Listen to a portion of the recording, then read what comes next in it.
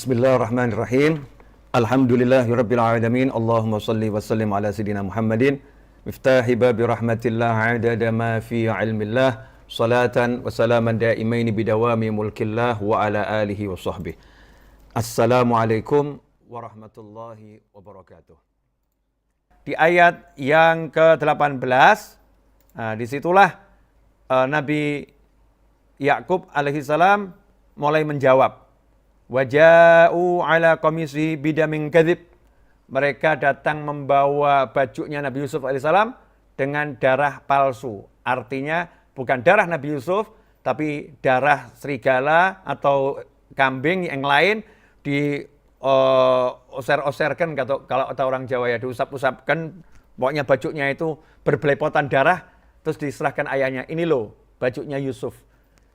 Inilah kebohongan yang salah lagi. Kebohongan yang salah bagaimana? Ayahnya ini lihat bajunya, ya langsung paham, ini anak dusta ini. Baik benar serigalanya ya. Katanya serigala makan Nabi Yusuf, anak saya. Yusuf dimakan serigala, tapi bajunya utuh, nggak dikoyak-koyak ya. Baik benar serigalanya ini. Jadi makan orangnya, tapi bajunya dibiarin gitu. Bajunya nggak ada bekas robekan sama sekali. Bajunya oke-oke saja. Oh pasti dusta nih anak. Jadi dustanya itu kelihatan dari ucapannya dan dari bukti yang dibawa. Nah, yang menarik di sini, inilah awal kisah tentang Qamis Yusuf. Gamis atau pakaian Nabi Yusuf. Dari awal dalam kisah Nabi Yusuf itu ada satu kata Qamis Yusuf, pakaian Yusuf. Nanti ketika Nabi Yusuf digoda oleh Zulaikha, lagi-lagi yang Qamisuhu, pakaiannya robek di depan atau di belakang, Qamis Yusuf. Nanti di akhir cerita Nabi Yakub alaihissalam, Nabi Yusuf itu juga menyerahkan pakaiannya, berikan ini ke ayahku, nanti dicium akan kembali melihat lagi. Qamis Yusuf. Ada apa dengan Qamis Yusuf ini? Pakaian Nabi Yusuf alaihissalam ini dari salah satu poin penting dalam kisah Nabi Yusuf. Pakaian ya. Yang pertama, pakaian yang dijadikan alat untuk mengawali segala cerita. Yang kedua, lagi pakaian yang digunakan sebagai alat untuk timbulnya fitnah itu. Yang ketiga, pakaian yang akhirnya menyembuhkan. Pakaian yang akhirnya menyembuhkan Nabi Yakub alaihissalam dari tunanetra yang dideritanya. Nanti itu akan kita bahas kalau udah sampai waktunya. Naam, waja'u ala qamisi bidamin kadzib qala bal sawalat lakum anfusukum amra fasabrun jamil wallahul musta'anu ala ma tasifun. Dan mereka datang membawa baju gamisnya yang berlumuran darah palsu. Dan Yakub berkata, sebenarnya hanya diri kalian sendirilah yang memandang baik urusan yang buruk itu. Maka hanya bersabar itulah yang terbaik bagiku. Dan kepada Allah saja mohon pertolongannya terhadap apa yang kamu ceritakan. Kita kalau baca terjemahan seperti ini ya, tidak dapat pencerahan kita. Makanya suruh belajar ya. Karena terjemahan ini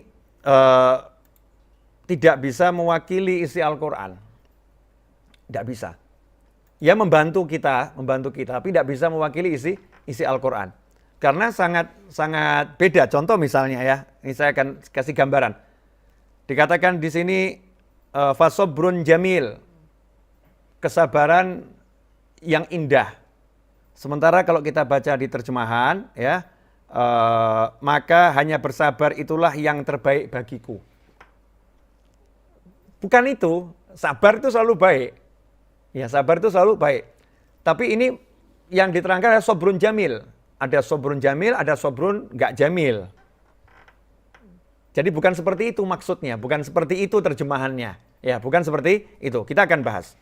Insyaallah sedikit-sedikit. Qala bal sawwalat lakum anfusukum amra. Ya, kalian yang sudah merencanakan seperti itu, ya kalian yang merekayasa semua itu, suatu urusan itu kalian anggap baik, ya sudah.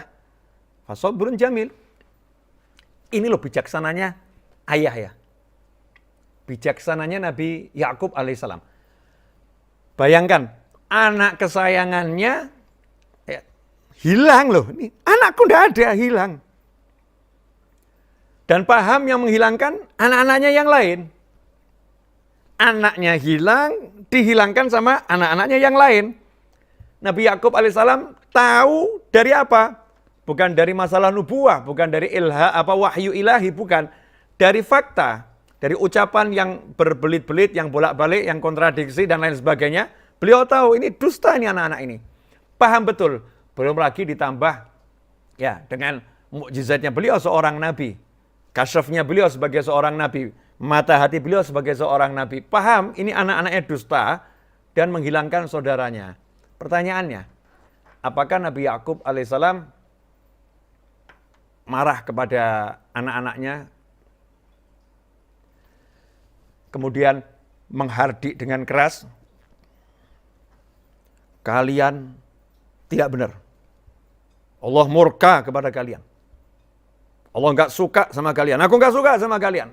Pergi kalian semua. Apa begitu?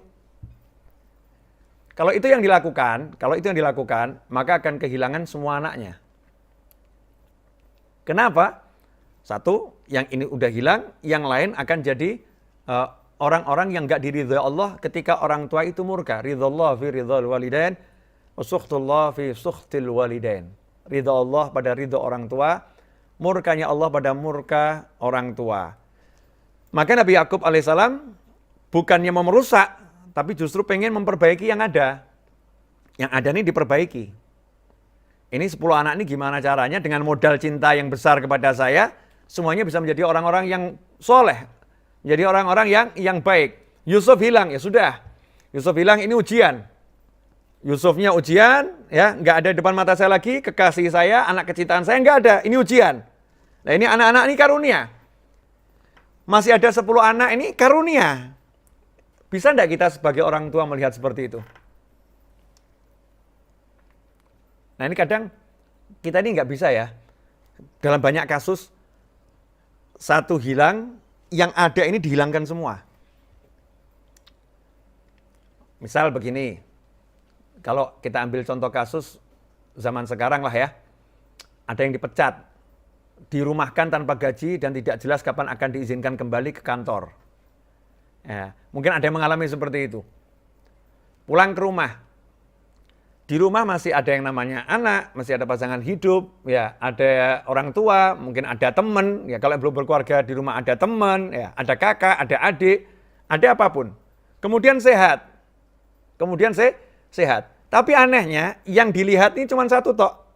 Aku dirumahkan nggak dapat gaji, aku dipecat, dirumahkan nggak dapat gaji, aku dipecat, dirumahkan nggak dapat gaji, aku dipecat. Yang dilihat itu saja.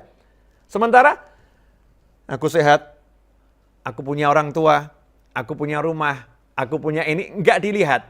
Hasilnya apa? Keluh kesah dan kehilangan kenikmatan. Kehilangan kenikmatan, terpuruk, hancur. Terpuruk, hancur. Nah inilah kebodohan kita ketika menghadapi masalah, fokus hanya ke masalah, sementara nikmat yang banyak itu dibuang. Nabi Yakub alaihissalam mengajarkan jangan seperti itu. 10 anak ini baik, yang satu yang hilang ini yang terbaik. Nah yang hilang ini nggak usah dipikir dulu, yang 10 ini ya jangan sampai hilang juga. Yang 10 jangan sampai hilang juga. Gimana caranya? Maka beliau mengatakan, fasobrun jamil. Saya akan bersabar dengan kesabaran yang indah. Fasobrun jamil. Kesabaran yang indah itu bagaimana? Sabar tanpa keluh kesah. Sabar tanpa keluh kesah. Jadi ada orang sabar tapi masih berkeluh kesah. Sabar ya, nggak balas mukul, sabar. Tapi masih berkeluh kesah. Aduh sakit ini. Wah ini lukanya gimana ini? Dia nggak balas nih. Tapi dia ngeluh kesahkan nih. Sakit deritanya dia keluh kesahkan. Nabi Yakub alaihissalam sobrun jamil. Sabar yang indah. Tidak berkeluh kesah kepada manusia. Dia kembalikan semuanya pada Allah Subhanahu wa taala. Munajat. Maka dilanjutkan di ayat tersebut dengan ditutup masih di ayat yang sama. Wallahul musta'anu ala ma tasifun. Dan saya minta tolong sama Allah atas semua dusta yang kalian ucapkan itu saya minta tolong sama Allah. Bagaimana nanti nasibnya Yusuf alaihissalam, saya minta tolong sama Allah. Saya kembalikan sama Allah Subhanahu wa ta'ala. Nah inilah sikap yang harus kita ambil saat kita menghadapi masalah apapun. Sobrun jamil. Nggak enak, tapi nggak usah keluh kesah. Boleh lo merasa nggak enak itu. Wah nggak enak. Ada rasa suntuk. Yang namanya kehilangan sesuatu suntuk wajar. Tapi nggak berkeluh kesah. Ini yang dilatih oleh Nabi Yakub alaihissalam dalam kisah Nabi Yusuf alaihissalam. Kita lanjutkan.